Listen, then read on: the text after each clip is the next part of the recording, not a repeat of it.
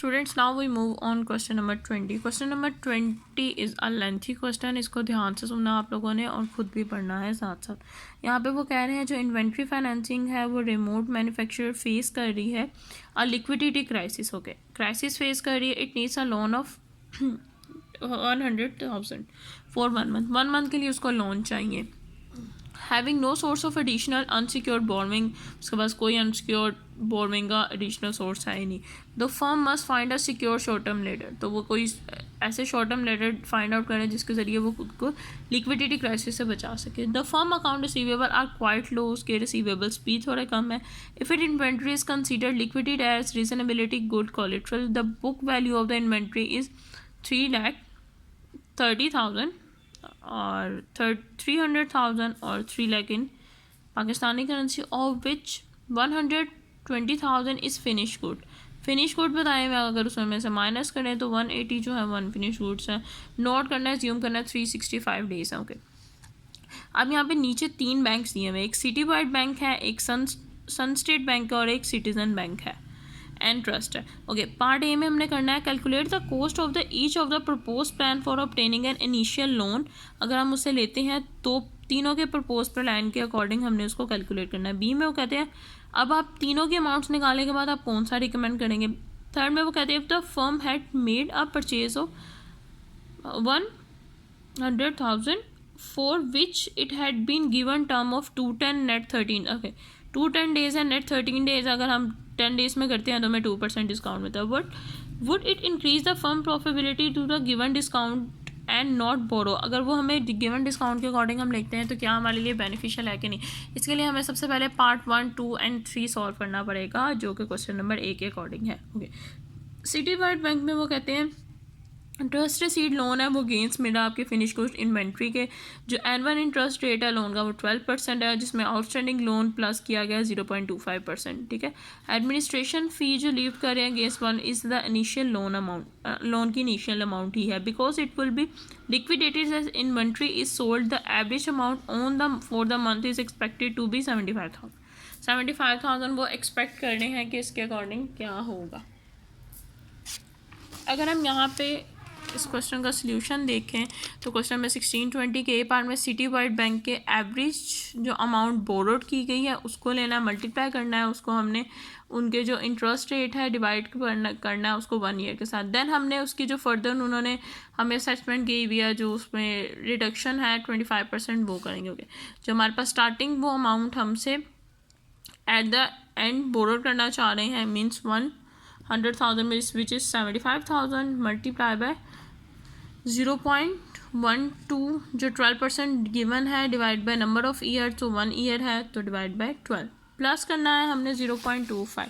ये 0.12 ये जो इंटरेस्ट का लोन था वो था, 0.25 वो प्लस कर रहे हैं उसमें आउटस्टैंडिंग लोन। ठीक है स्टूडेंट्स, ये आप लोन्स की अमाउंट देख लें और यहाँ पे भी देख लें। ये वो है मल्टीप्लाई करते ना हमने उस वैल्यू के साथ जो हमें बोरो करनी है। मैंने इन सबको जब आपस में मल्टीप्लाई प्लस डिवाइड करके देखा तो मेरे पास 1,000 रुपीज़ आया। इन शॉर्ट सिटी बैंक 1,000 दे रहा। अब सन स्टेट बैंक क्या कह रहा है, sun state will be let, वो हमें अमाउंट दे रहा है against a floating line on the bank value of the inventory for the 1 month period at an annual rate of interest 13%। In short उसने कुछ भी नहीं कहा, वैसे वो 13% पे हमें अमाउंट दे रहा है, बाकी कुछ भी उसका गिवन नहीं है। हमें जितना लोन चाहिए जो हमारी एवरेज अमाउंट बोरोड है वो लिखी, मल्टीप्लाई किया 13% के साथ था तो वो 0.13 हो गया divide by number of year which is 12। हमने इसको कैलकुलेट किया 1080 आया। अब हम आते हैं सिटीजन बैंक एंड ट्रस्ट की तरफ। वो कह रहे हैं लेट करें आप अपनी amount against a warehouse receipt on the, यानी कि आप वेयर हाउस वहाँ पे लीज होल्ड पे रखवाएं, देन उनसे लोन ले लें। Finish good inventory and charge 15% annual interest on their outstanding balance. और 0.5 warehouse fee will be levied against the average amount borrowed. Average amount पे फिर 0.5 लिया जाएगा because the loan will be liquidated as inventory sold, क्योंकि आपका loan तब मिलेगा जब इन्वेंट्री सोल्ड हो जाएगी।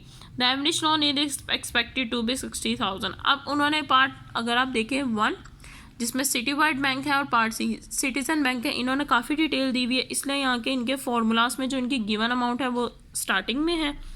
फर्दर हमने एट द एंड जो उन्होंने एडिशनल बोला हुआ उसके साथ अपनी रियल वैल्यू को मल्टीप्लाई किया हुआ है, जबकि हमने पार्ट बी में ऐसे नहीं किया। ये देखें जो वैल्यू उन्हें एक्सपेक्टेड है मल्टीप्लाई बाय उसकी percentage divide by number of year multiply by वो जो उन्होंने अगेंस्ट उसमें एडिशन किया हुआ है 0.05% which is mean 0.005 multiply by जो उसकी इनिशियल अमाउंट जो हम बोरो करना चाह रहे हैं। तो मैंने निकाला है, तो मेरे पास 3 डिफरेंट निकल आया। अब वो बी पार्ट में पूछ रहे थे कि कौन सा हमारे लिए बेहतर है। Citiworld bank is the best, it has been the lowest cost, क्योंकि ये हमें लोएस्ट कॉस्ट प्रोवाइड करा। अगर हम कॉस्ट देखें तो इज़ 1083 एंड 1250। सो हमें जो 1 ईयर अज्यूम किया था हमने, उस पर जो हमें सबसे अच्छा लग रहा है वो है सिटीवर्ल्ड बैंक, हमने इसको चूज़ किया। अब वो पार्ट सी में कहता है अगर आपके फर्दर वो क्या कहते हैं, फर्दर वो कह रहे हैं इट हैड बीन परचेज, अगर आप परचेज करते हो इतनी अमाउंट तो 210 नेट 13 डेज़ पे आपको मिल रहा है। Students you know about that formula, जितना परसेंट डिस्काउंट है वो जितना ऑलरेडी आपको डिस्काउंट मिल रहा है कैश डिस्काउंट, वो मल्टीप्लाई बाय 360 डेज़ उन्होंने कहा है, तो 360 डेज़ के अकॉर्डिंग आप निकालेंगे और विद इन 20 डेज़ यानी कि 30 डेज़ टोटल थे आपके पास, जिनमें से माइनस कर दिया अगर आप 10 डेज़ में करते हो तो 2%।